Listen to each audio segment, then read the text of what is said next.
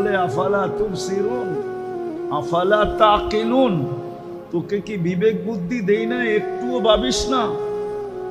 নাক তো শুনতে দেরি, সাথে সাথে রেজাল্ট দিতে দেরি করে না, গ্রান্ট ঠিক আছে। তারপরে জিহ্বা স্বাদ চেক করে স্বাদ ঠিক আছে কিনা, দ্বিতীয় চেকিং। যদি এই স্বাদটা মেশিন দিয়ে চেক করতে হইতো, কি পেশাব পায়খানা মনে হয় টেস্ট করেন না কখনো, ঠিক না? আজ পর্যন্ত করছেন কি একবার পেশাব পায়খানা টেস্ট? না না, ওনারে জিজ্ঞেস করছেন দুই একবার? যদি প্রত্যেক দিন স্বাদ চেক করতে হইতো তাইলে কয় টাকা দিতে হইতো? কত বড় সিরিয়ালে দাঁড়াইতে হইতো? হ্যাঁ, প্যাথোলজি সেন্টার ওয়ালাদের কেমন পোয়া বারো হইতো? পোয়া বারো বুঝেন? জিহ্বা তো টাচ করতে দেরি, সাথে সাথে বলতে দেরি করে না স্বাদ ঠিক আছে। স্বাদ না ঠিক না থাকলে বলে ঠিক নাই, বাহিরে করো, যাবে না ভিতরে।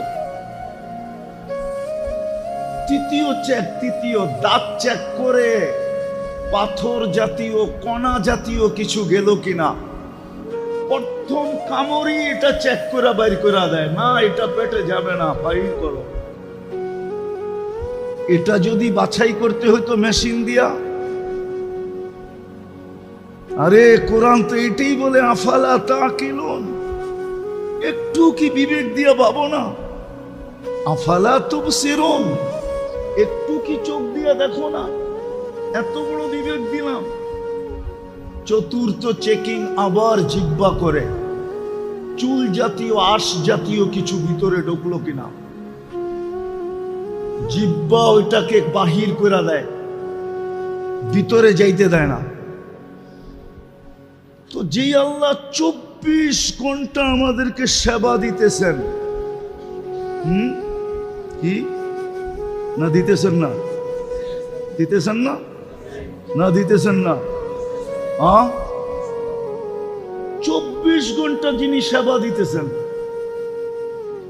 এটাই তো আল্লাহ এক জায়গায় বলছিলেন, আযকুরুকা ওয়ালা তানসানি। ও মানুষ, তুই আমাকে ভুলা থাকিস কি কইরা? অন্য কেউ যদি ভুলা থাকতো তাহলে মনকে বোঝাইতে পারতাম, তুই ভুলা থাকিস কি কইরা?